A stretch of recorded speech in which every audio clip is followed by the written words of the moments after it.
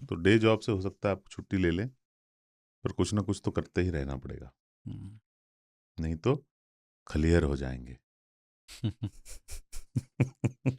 लोकेश की चिट्ठी है। प्रिय तीन ताल टीम, नमस्ते। आपके पॉडकास्ट ने मेरे जीवन में ख़ास जगह बना ली है। ड्राइव करते हुए, बाइकिंग करते हुए या काम के दौरान जब भी ब्रेक चाहिए होता है, आपकी बातें सुनकर आनंदित हो जाता हूँ। विशेषकर ताऊ मेरे दिल के सबसे करीब हैं और आसिफ चा और कुलदीप भी मेरे पसंदीदा हैं।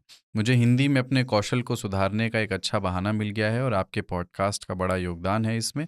हालांकि आपकी पॉडकास्ट में कही गई बातों से मैं हमेशा सहमत नहीं होता, लेकिन इसका मतलब ये नहीं कि मैं भविष्य में आपको नहीं सुनूंगा। मैंने यूट्यूब पर अपने गुस्से का इजहार किया था, लेकिन बाद में एहसास हुआ कि हर किसी की अपनी राय होती है। तीन ताल को सुनना अब मेरे जीवन की दूसरी सबसे रोमांचक चीज़ बन गई है। पहली जगह पर वो अनुभव है जब मैंने अपने पिताजी से टेबल टेनिस सीखा था। अब आपकी टीम के सभी सदस्यों के पास एक उपनाम है और मैं भी एक उपनाम अपनाना चाहता हूँ। चूंकि मेरे पूर्वज हरियाणा से हैं और मेरा जन्म पुणे में हुआ था, तो मैंने खुद को हरियाणवी पुणेरी नाम दिया है। इसके अलावा ताऊ के साथ मेरी सबसे बड़ी असहमति है कि वो अल्फोंसो आम को नापसंद करते हैं। ये एक मराठी के लिए किसी गुनाह से कम नहीं है, लेकिन क्या करें, अल्फोंसो आम का तो राजा है। अब एक मज़ेदार घटना का जिक्र जो नेपाल में हुई। मैं और मेरे दोस्त काठमांडू गए थे, वहाँ रात 9 बजे पहुँचे, थक गए थे, इसलिए कुछ पीर बाबा का दम किया हुआ पानी पी करके सो गए। अगली सुबह जब हम ट्रैकिंग के लिए तैयार हो रहे थे, मैंने देखा कि पानी गर्म नहीं हो रहा था, गीज़र भी नहीं था। मैंने रिसेप्शनिस्ट से गर्म पानी के बारे में पूछा तो उन्होंने कहा प्रकाश आएगा और गर्म पानी भी आएगा। हमने सोचा कोई बात नहीं, हम प्रतीक्षा कर लेते हैं और ब्रश करते हैं और नाश्ता भी करते हैं। इलेक्ट्रिसिटी आएगी मतलब। 1 घंटे बाद भी गर्म पानी नहीं आया। हम गुस्से में रिसेप्शन पे गए, 1 घंटे से ज़्यादा हो गया, गर्म पानी क्यों नहीं आया, हम लेट हो रहे हैं। रिसेप्शनिस्ट भी अपने दांत ब्रश कर रहा था और खिड़की से बाहर झांक रहा था। हमें लगा वो थूकने वाला है, लेकिन उसने ऐसा नहीं किया। उसने ऊपर देखा और कहा प्रतीक्षा करें, प्रकाश आ रहा है। तब हमें एहसास हुआ कि होटल में सोलर पावर था और रिसेप्शनिस्ट हमें सूरज के उगने का इंतजार करने को कह रहा था।